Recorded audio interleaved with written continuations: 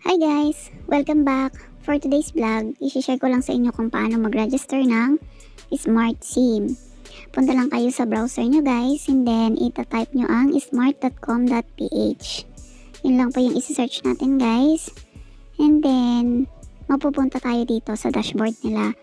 Then, makikita nyo yung register SIM. Pipindutin nyo lang yan guys. And, i-start na tayo ng registration. Ang una guys, ilalagay niyo yung number nyo, tapos send OTP, and then hintayin nyo lang yung isi-send nila sa SIM card number nyo guys. Yun ang i-enter nyo dito sa baba. Ayan, ganyan lang siya guys. Ito ay ano guys, smart. Smart muna tayo guys. Ayan. Kasi kailangan daw natin mag-register ng SIM para ngayon 2023. Ayan.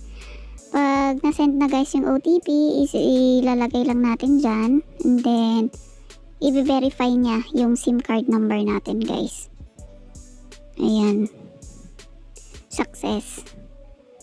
Ayan, verified na yung number natin. And then, dito guys, sa registration natin, ilalagay nyo dito is yung old SIM kung dating SIM ang gamit nyo or kung bagong bili. Ayan, meron dyan lahat.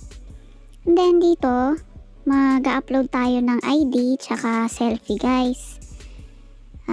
Yan, yung mga ID natin guys, maglalagay tayo dyan ng ID. Kung anong meron kayong ID, yan yung mga available.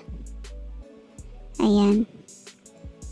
Sa take photo guys, kung may mga na-picturean na kayong ID nyo, pwede nyong i-upload dito. Ayan, ganyan siya. Ayan, sa selfie naman guys, pwede rin naman kayo mag-upload ng napicturean nyo ng ID nyo. Ayan. Dito, ito yung ano, ayan, ganyan siya lalabas. Gayahin nyo lang kung ano yung sinabi dun guys sa selfie para ma-validate yung ID na nilagay nyo doon. Ganyan siya. Ayan. Then, i-fill up nyo lang dito guys. Fill upan nyo lang yung sa customer information. Ilalagay nyo dito yung number na makikita nyo sa ID nyo guys. Yan, lahat ng card number na guys, may mga, lahat ng mga IDs pala may mga card number yan. Yan, ilalagay natin dito. Ayan. And then, yan, lahat, i-fill up nyo yung mga, ano da guys, yung details nyo, yung first name, middle name, last name, tsaka yung address nyo guys. Huwag nyo kakalimutan yan. Fill up nyo lahat yan guys. Lahat ng mga naka-asterisk kasi yan yung mga importante guys. Ayan.